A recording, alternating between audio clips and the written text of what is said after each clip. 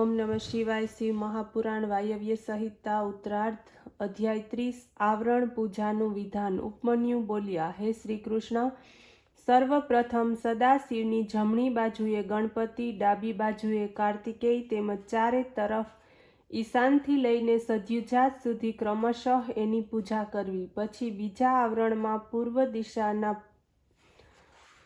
પત્રમાં અનંત, ડાબી બાજુએ એમની શક્તિ, જમણી બાજુએ શક્તિની સાથે સૂક્ષ્મ તત્વ, પશ્ચિમની તરફ શક્તિ સહિત શિવ, ઉત્તર દિશામાં એક નેત્ર, ઈશાન કોણના એક દલમાં શક્તિ સહિત રુદ્ર ઇત્યાદિનું ક્રમશઃ પૂજન કરવું। ત્રીજા આવરણમાં ક્રમશઃ 8 મૂર્તિઓને પૂજવી।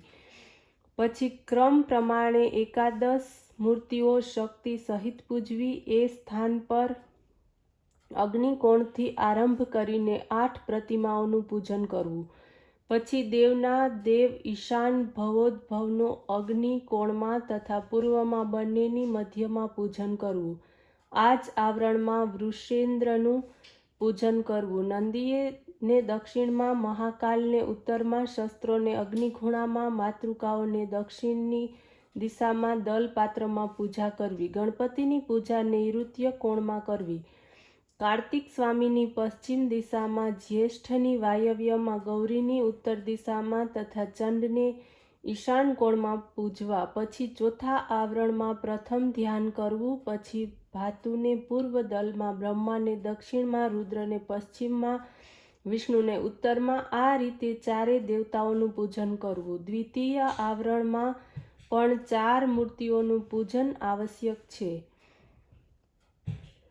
એ પછી આદિત્ય, ભાસ્કર, ભાનુ, રવિ વગેરેને પણ પૂર્વના ક્રમથી ચારે દિશામાં પૂજવા। ચંદ્ર, ભૌમ, બુધ, ગુરુ, શુક્ર, શનિ, રાહુ, કેતુ આ 8 ગ્રહોની તૃતીયાવરણમાં પૂજા કરવી। ચોથા આવરણમાં બ્રહ્માને પૂજીને દક્ષિણ તથા પશ્ચિમના આવરણની સાથે રુદ્રની પૂજા કરવી। પછી ક્રમથી હર, એક દેવ, આચાર્ય, ગુરુ વગેરેની પૂજા કરવી। પાંચમા આવરણમાં સર્વ તરફથી યોનિઓની પૂજા કરવી। પંચાક્ષર મંત્ર બોલતા રહેવું।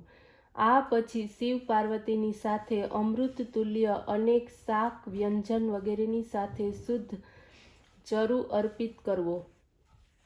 આ રીતે પૂજન પૂરું કરીને સ્તુતિ ગાયન કરીને પછી 108 વાર પંચાક્ષરી વિદ્યાનો જપ કરવો। ક્રમ પ્રમાણે ગુરુદેવનું પૂજન કરવું। શ્રદ્ધાપૂર્વક સદસ્યોની પૂજા કરવી। પછી સર્વ આવરણોની સાથે દેવ વિસર્જન કરવું। યજ્ઞાત્મક સર્વ સામગ્રી સામાનની સાથે સાથે મંડળ, ગુરુદેવ, આચાર્યને અર્પણ કરવું। આને યોગેશ્વર યોગ કહેવામાં આવે છે। આના તુલ્ય કોઈ યોગ નથી। આ તો ચિંતામણી તુલ્ય છે, મનવાંચિત વસ્તુને આપનાર છે।